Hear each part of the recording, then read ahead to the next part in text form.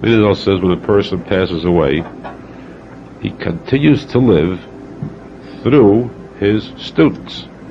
He has given Torah to his students. It means he has given part of his spirit, part of his ruach. So his ruach, his spirit, continues to live in those students. When they study Torah in the name of their rabbi, it means that he is still living on in this world, though he is actually in Gan Eden. He's living in both worlds.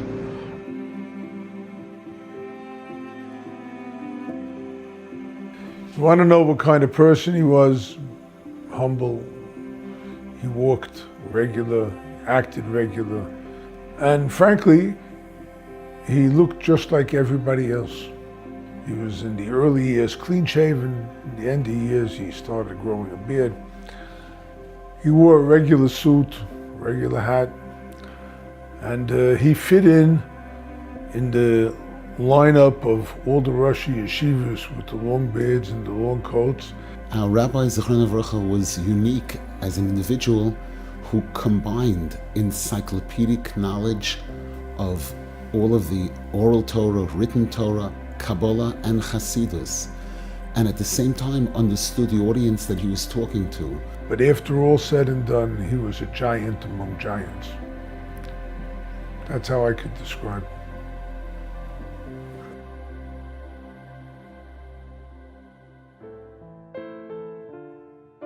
Rabbi Zvi Aryeh Rosenfeld was born in Gdynia, Poland in 1922. His lineage hailed from Rav Aaron Goldstein, the Rav of Breslov, and Rav Shmuel Yitzchak, the Rav of Turin, two major followers of Rabbi Nachman. Rabbi Rosenfeld then immigrated to the United States, where he studied in Yeshivas Chaim Berlin and Torah Vodaas. By age 23, Rav Zvi Aryeh had completed the Talmud twice and was one of only 5 students to ever receive smicha from the great Rav Avram Yafen. Rav Rosenfeld had many discussions with his Rebbe, Rav Avram Sternhartz, the head of the Breslov community in Jerusalem, where they studied together the teachings of Rabbi Nachman. This led to Rabbi Rosenfeld's motivation to spread the teachings of Rabbi Nachman and draw people closer to Hashem. Rabbi Rosenfeld began teaching the holy words of Rabbi Nachman, and to this day he is considered to be the Rav that introduced Breslov Hasidus to the United States. His tragic death in 1978 left a gaping hole in the world he left behind. But his life impact continues to have hashpah on thousands and thousands of Jews who are thirsty for meaning and for the teachings of Rabbi Nachman.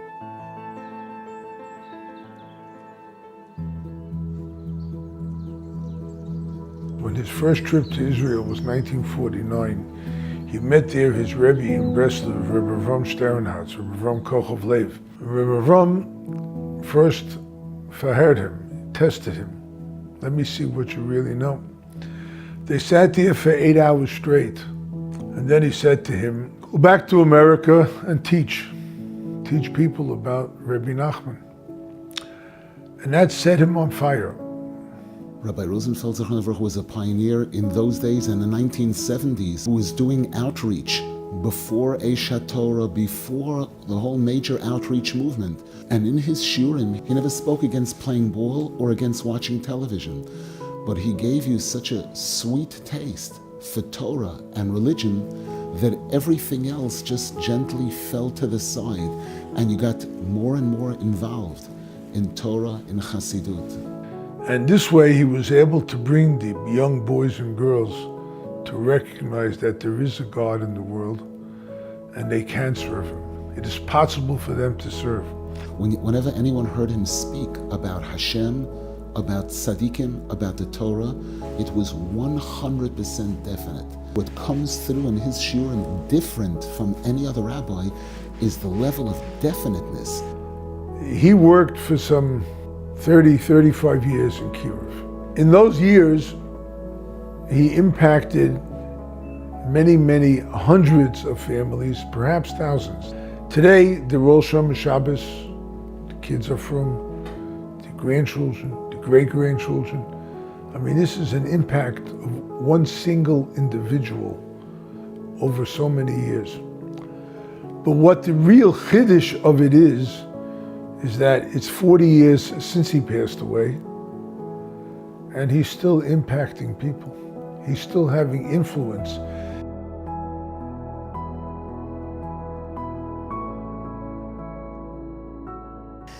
Rav Rosenfeld recorded a number of his shiurim, and they're well over 1,000 tapes. And even though Rav Rosenfeld was nifta 40 years ago, they are still touching people's souls, mamash, on a daily basis. So, in my life, I have a challenge of dyslexia, which is a reading disability. So many years ago, the Biala Rebbe, our family rabbi, Rebbe Sin Rabinovich, he said to my father, take him to the Aguda tape library, go there and start with tapes. And I remember once we went and he knew that I was taking out the tapes because of the dyslexia. So he said, you know, there's these tapes from a Yid in America who has been giving shiurim. Now I'm under the age of 40, so they were after he was nifta. And he says, here's Tanakh, and there's more that's coming in. Do you want to take it and try? And I started to listen to Sefer Yeshua. And it was such a deeply moving experience. Rabbi Rosenfeld brings so much more in, and it's really profound, and it's very moving. And there's this voice of consistency. There's this voice of truth. There's this voice of power and responsibility that's echoed throughout his voice and all these teachings that he's giving over. This is my tape recorder, and this is called my Rabbi Rosenfeld tape recorder. This is a tape recorder that I was listening to all the shiurim on. I could share with you when Bobby came in and he brought the translation of the book in English. I made Shechianu, I couldn't hold myself back. I made Shechianu, I picked up this book and I made Shechianu. You can ask him, I made Shechianu. It's how much this person moved me. Rabbi Rosenfeld Zal did such a big chesed to my children, your children, my grandchildren, by being the first one with his Mesiras Nefesh to bring the teachings of the Rebbe to America, to the United States, and was the first to begin to translate these works into English, which people did not have access to it at all. The whole world is benefiting from it. It's a very humbling experience every time I sit in my little office in the downstairs of our home in the Judean hills of Efrat, and I put on the Rabbi Rosenfeld Zal's shir. As I'm listening to it, I'm editing it for publication of a sefer, and I'll stop myself sometimes and be like, who would have dreamt? Who would have dreamt that Rabbi Rosenfeld's Mesiras Nefesh sitting with a bunch of young guys, wherever they were in New York, and that years and years later, there'd be such a longing to have people be working on his Torahs. That's one level. But for me, on a personal level, of feeling like I'm a Yid, like I'm a Ben Torah, that I'm taking responsibility for being the best Abba and husband, son, brother that I could be, through these pearls, mamish gems of Rabbi Rosenfeld's teachings, preparing it for publication of Svarim, Ashreinu Matov Chelkeinu. And it's all such a clear, direct link to one word, Mesiras Nefesh of Rabbi Rosenfeld Zal.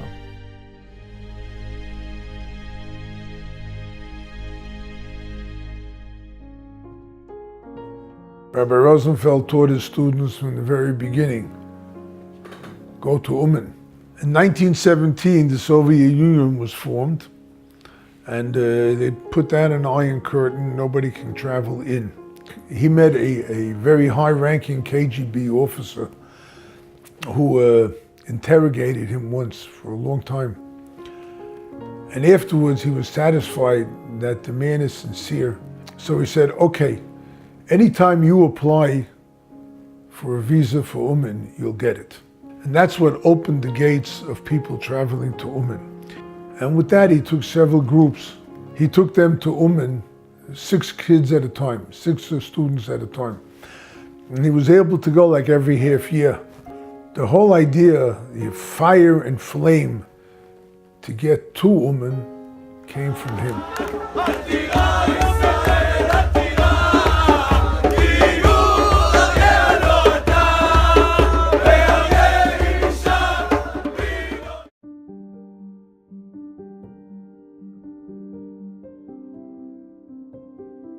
I will never forget that his nephew, when he was 3 years old, he got blind, and they went to the best doctors.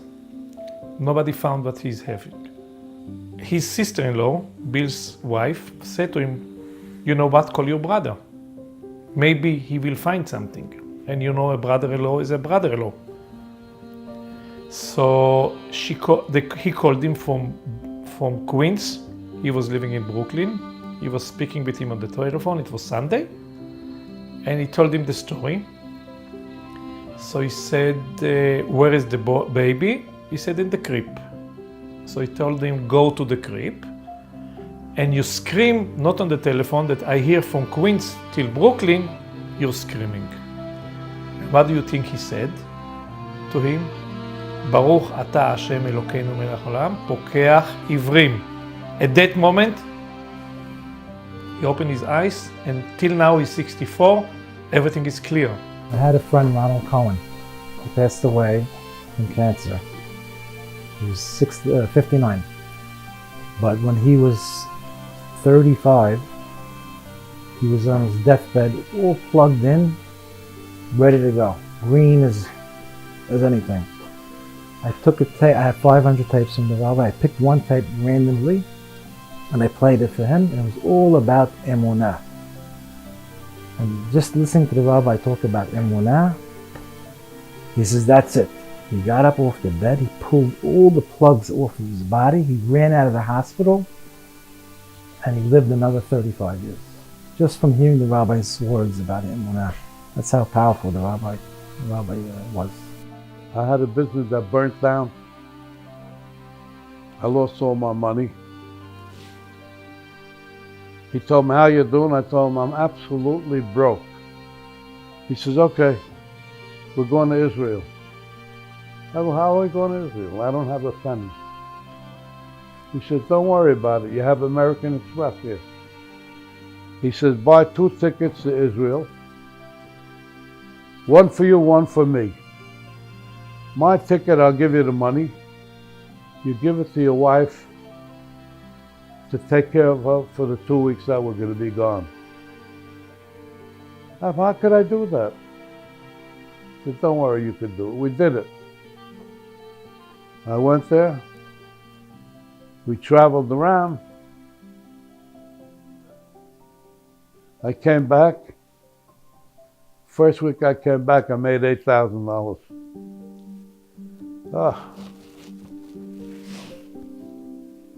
He really changed my life.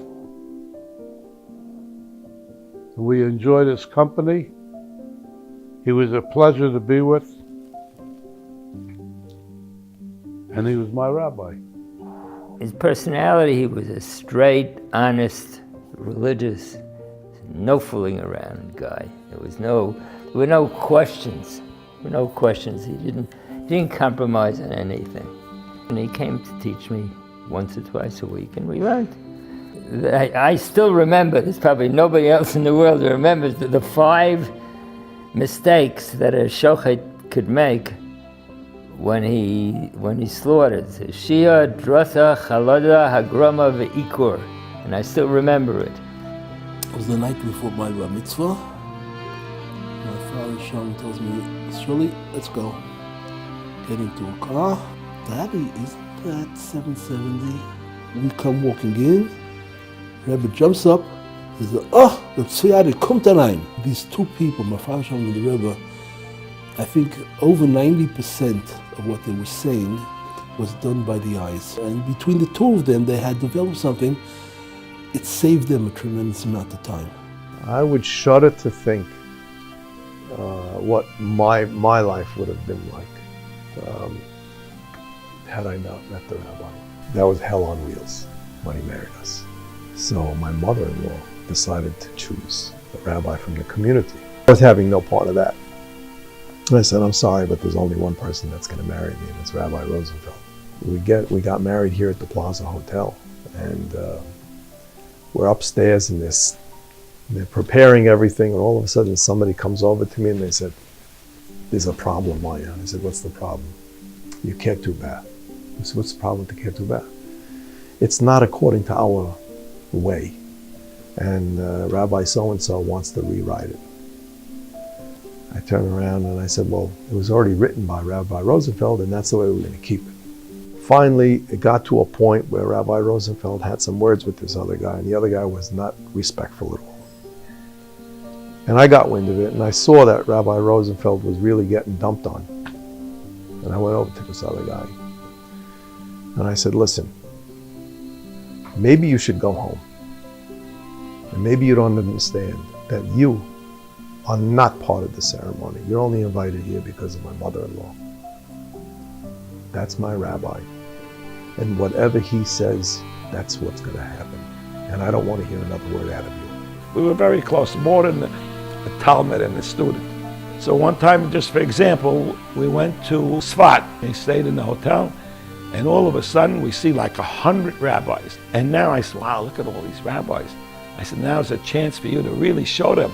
So I said to the rabbi, come on, gotta tell them something. Give them a hadush. I know whatever they say.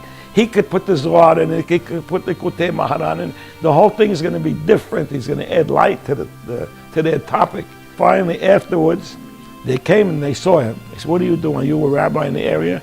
He said, no, I'm with the chief rabbi of Egypt. I said, where's the chief rabbi? He points to me. I says, come on, don't fool around. Let's tell him who you are. He says, oh really? You know what the chief rabbi just said? It says in the Zohar HaKadosh, what you were talking about, this, that, and the other thing, and the guy's hat left his head.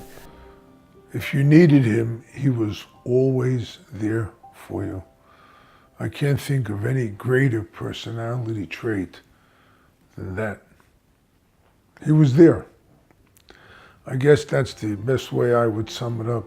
He was there. He was always there. If a person was zocheh to get close to the tzaddik, and then the tzaddik passes away, what does this person do then? The answer is that if he maintains a strong faith in the tzaddik, he maintains his close relations with the tzaddik by studying the writings of this tzaddik, by continuing to believe firmly in this tzaddik, he will find that in turn now the tzaddik will come close to him.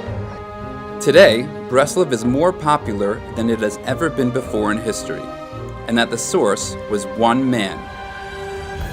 A trailblazer who relentlessly dedicated himself to his students. A pioneer who truly desired to fulfill the Ratzon Hashem.